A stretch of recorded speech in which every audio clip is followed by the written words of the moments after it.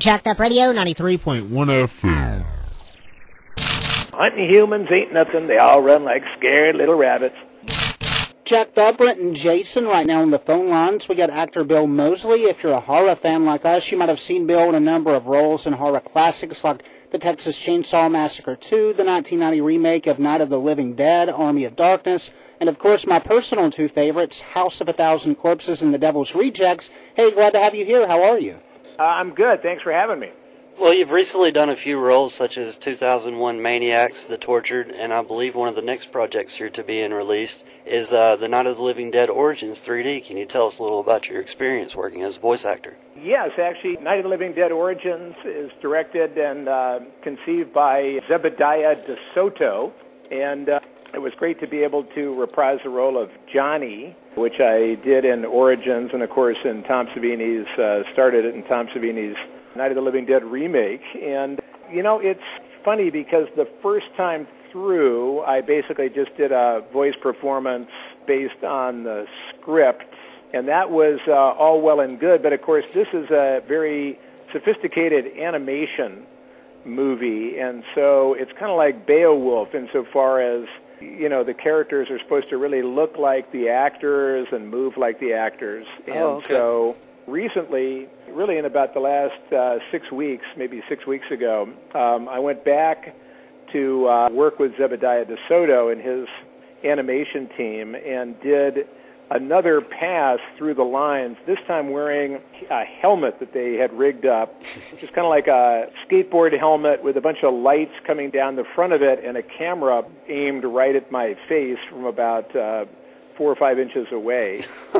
So that I would have, not only did I do the lines again, but also what that camera was for was to pick up the movement of my face muscles and my eyes to make it even more accurate. Because Zeb, I think, was saying that in a lot of animation parts, the faces of the animated characters are sometimes kind of dead. The eyes aren't really alive, and so he's going that extra mile. So it should be really cool. Was it uncomfortable at all being in the costume? Not really, you know. I mean, it's with a little camera. It weighed something, and the hat and the light bar. So it was a little, you know, it was a little uncomfortable on the head, you know, the neck and the head. But you know, that's showbiz.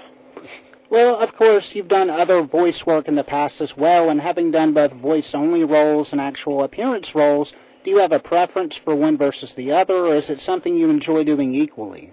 You know, voice roles are all well and good, but it's a different kind of approach to things. I actually prefer the regular roles because there's so much more going on that you can interact with. Mm-hmm. You know, an interesting example was Repo, the genetic opera, which I did a couple of years ago with Darren Lynn Bousman. And Repo was literally an opera, so we sang all our lines instead of spoke them. And therefore, we actually sang and recorded all of our lines months before we shot the movie.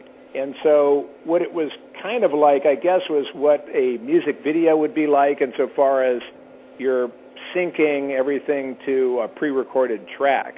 And I wasn't sure how that was going to work out at first because I wasn't sure if whatever emotion I established in the actual voice recording was going to be the same thing that I would find months later wearing the costumes and interacting with my fellow actors.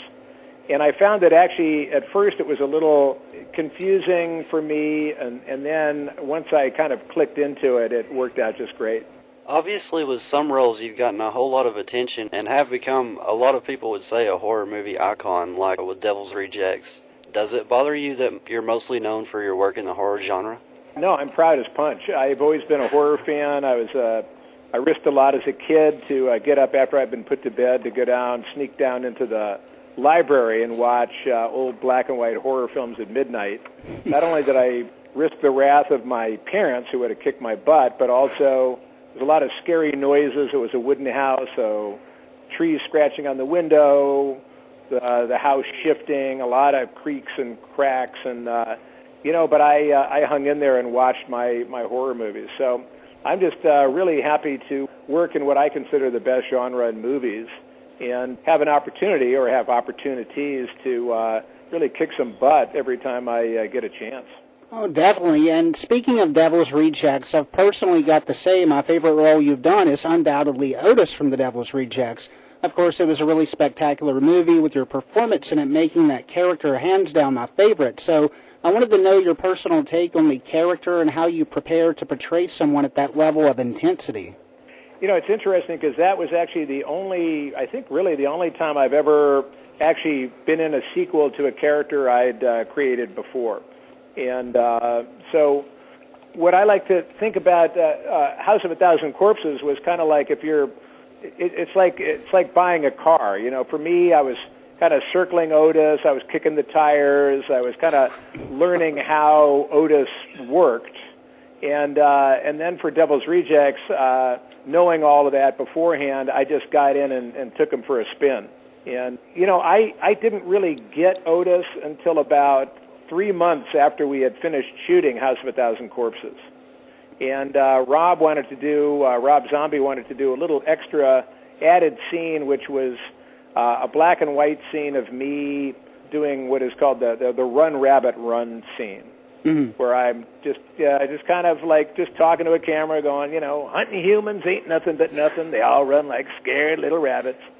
And when I was doing that, it was like, that's Otis. I mean, somehow I kind of clicked. I got a total connection to the spirit of Otis, not just the mannerisms.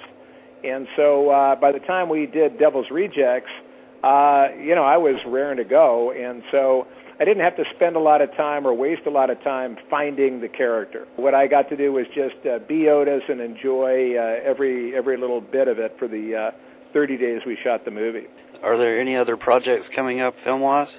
Monday night, actually, this couple nights ago, there's something here in Los Angeles called Screamfest LA, which is a horror film festival, and a movie that I'm in just premiered Monday night. It's called Rogue River, and directed by a first-time director named Jordan McClure.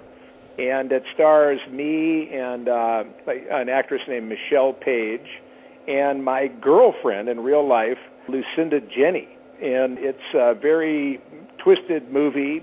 Starts out very nice and quickly goes downhill, thanks to me and Lucinda, doing evil things to poor Michelle. And it played Monday night. There was a full house, in about a 400 or 500 seat theater, and everybody loved it. So very excited about that. Now that movie now goes into trying to find a distributor, and I hope a theatrical release. And I'm just taking off. I think 2 weeks from today. 3 weeks. I'm going up to Canada to do a Civil War zombie movie called Exit Humanity. Wow, that's pretty cool. Yeah, and I play a Confederate general who's fighting the zombies. Okay. Before we let you go, we also wanted to ask you really quickly about your music. Are you currently doing anything in terms of making an album or more music, anything like that? Well, I just came out with an album a couple months ago. It's a new band I have called Spider Mountain. Mm-hmm. And, and the album is called No Way Down. And it's available on iTunes and Amazon and at my website, choptopsbbq.com.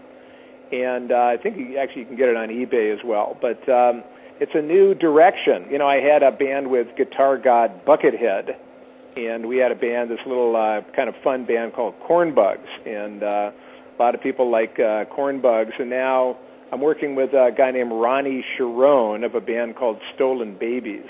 So it's a lot more composed music. It's still rock, but it sounds a lot more like kind of a Danny Elfman influence. And it's a hoot. We have actually one of our songs, Lord, Let Me Help You Decide, is on the soundtrack of 2001 Maniacs, the movie I just did, the sequel to 2001 Maniacs, 2000 Maniacs, done by director Tim Sullivan. So Spider Mountain is alive and well and kicking some butt. We actually just did a cool new music video for it. So if you go on YouTube and type in Spider Mountain, you'll see our first two videos, which are both claymations. And I think in about a month or so, we should be ready for we should be finished the CGI for our live action video for the song No Way Down. So we're going to play a song from one of your projects. I'm guessing Spider Mountain would be a good choice. If you had to pick a song, what would you recommend? You know, they're all kind of good, but I would recommend Stupid Life of a Mom Eater. Sounds good. That sounds interesting. Yeah, Mom Eater as in M-O-M. So, yeah, that's a good rockin' song. Sex Life of a Punk is good, but it's got some words, so I don't know if you're, on a particular network that... we can deal with words. We can handle that. Yeah, words. And Lord, let me help you decide. So, you pick any of those three. If you have a copy, you can choose any one of them, and I'd be happy as hell. Oh, yeah, sure. All right, well, great. That's actor Bill Moseley, and we thank you for joining us. Well, thanks for having me, and happy Halloween, everybody.